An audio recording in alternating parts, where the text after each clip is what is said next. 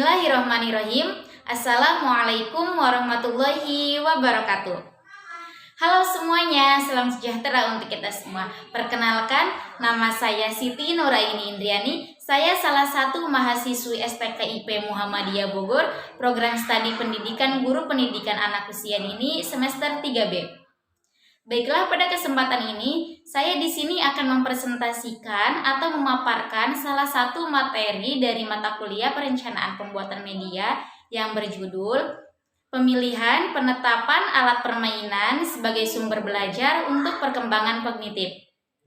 Pembuatan video presentasi ini ditujukan untuk memenuhi tugas ujian akhir semester mata kuliah Perencanaan Pembuatan Media yang diampu oleh Ibu dosen Dakiatud Daimah MPD.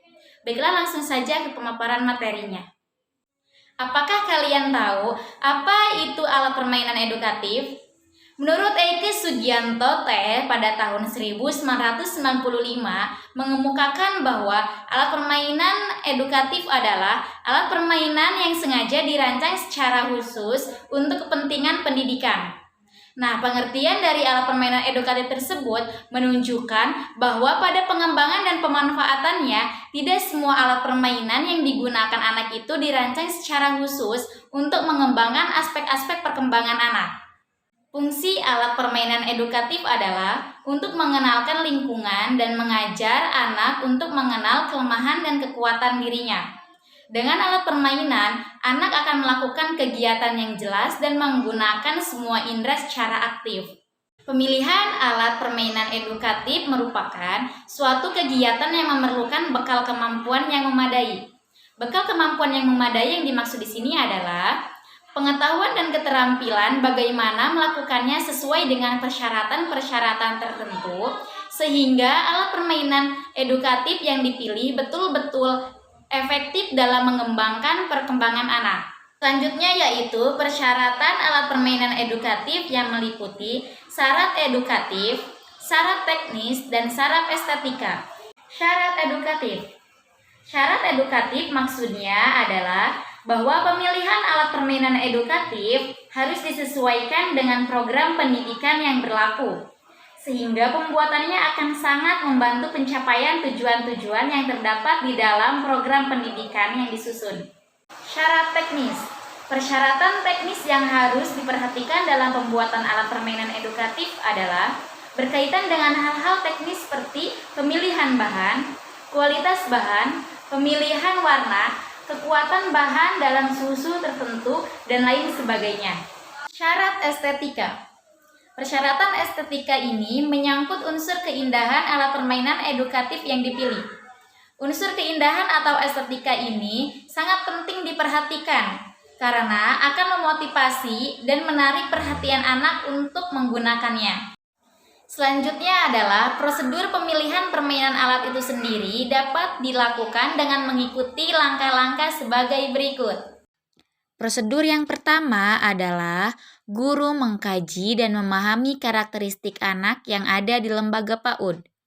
Jika guru akan membuat alat permainan edukatif, maka guru perlu terlebih dahulu memahami karakteristik anak yang akan menjadi sasaran pembuatan alat permainan edukatif yang dilakukan guru.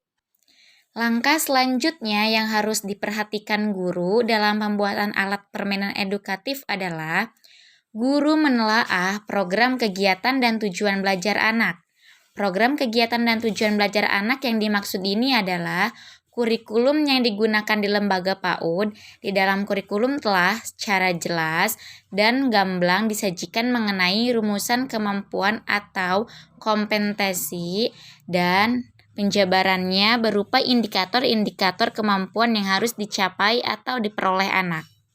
Langkah berikutnya yang dilakukan guru dalam pembuatan alat permainan edukatif adalah memilih tema dan yang terdapat di dalam kurikulum PAUD atau tema yang dirancang sendiri. Tema adalah alat yang digunakan untuk mencapai berbagai aspek perkembangan anak. Selanjutnya adalah menginventarisasi alat permainan edukatif yang sudah ada dan menelaah apakah alat permainan edukatif tersebut telah sesuai dengan kurikulum atau belum. Nah, proses ini sangat penting dilakukan guru sehingga guru dapat mengetahui alat permainan edukatif apa saja yang sebenarnya sangat penting dialah dan dipilih oleh guru. Seringkali guru membuat alat permainan edukatif yang sudah ada dan sebenarnya tidak diperlukan lagi sementara yang belum ada terabaikan. Nah, selanjutnya setelah dilakukan inventarisasi terhadap berbagai alat permainan edukatif yang telah ada di lembaga PAUD, guru akan mengetahui secara pasti apa saja alat permainan edukatif yang dibutuhkan untuk kegiatan belajar anak. Selanjutnya, jika alat permainan edukatif yang akan dipilih telah ditentukan, maka selanjutnya guru membuat rancangan atau desain alat permainan tersebut untuk memudahkan dalam pembuatannya. Dalam rancangan pembuatan AP tersebut, biasanya dikemukakan aspek perkembangan anak yang dapat dikembangkan melalui AP tersebut. Alat dan bahan pembuatan yang dibutuhkan, teknik pembuatan dan bagaimana cara menggunakannya.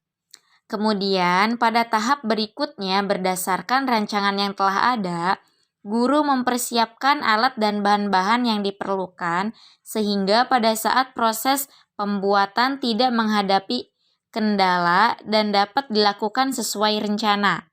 Selanjutnya, membuat alat permainan sesuai dengan rencana atau sesuai dengan kondisi alat dan bahan yang ada. Pada tahap ini, apa yang telah menjadi rencana dilaksanakan dengan mengikuti prosedur pembuatan yang telah ditentukan. Pada tahap ini, ide dan rencana dilaksanakan dengan memanfaatkan alat dan bahan yang telah dipilih. Prosedur yang terakhir yaitu memeriksa alat permainan, apakah sudah sesuai atau benar telah menghasilkan alat permainan edukatif.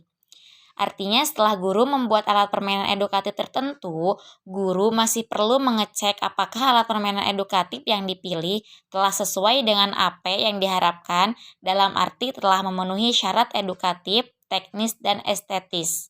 Selanjutnya adalah contoh alat permainan edukatif yang dapat mengembangkan aspek kognitif.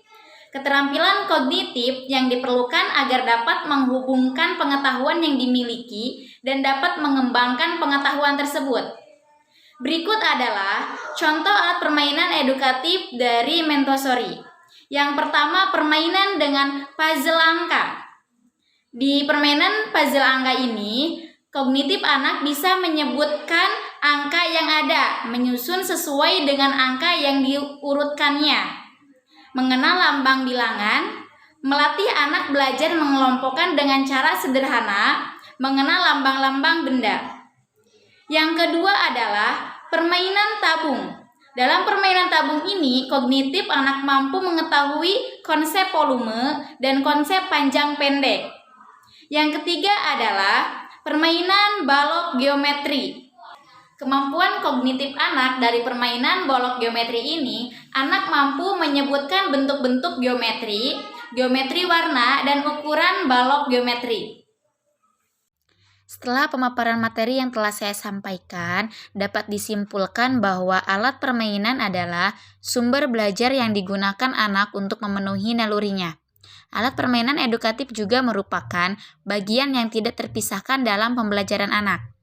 Nah, jadi ketersediaan alat permainan tersebut sangat menunjang terselenggaranya pembelajaran anak secara efektif dan menyenangkan, sehingga anak-anak dapat mengembangkan berbagai potensi yang dimilikinya secara optimal. Pemilihan alat permainan juga merupakan suatu kegiatan yang memerlukan bekal kemampuan yang memadai.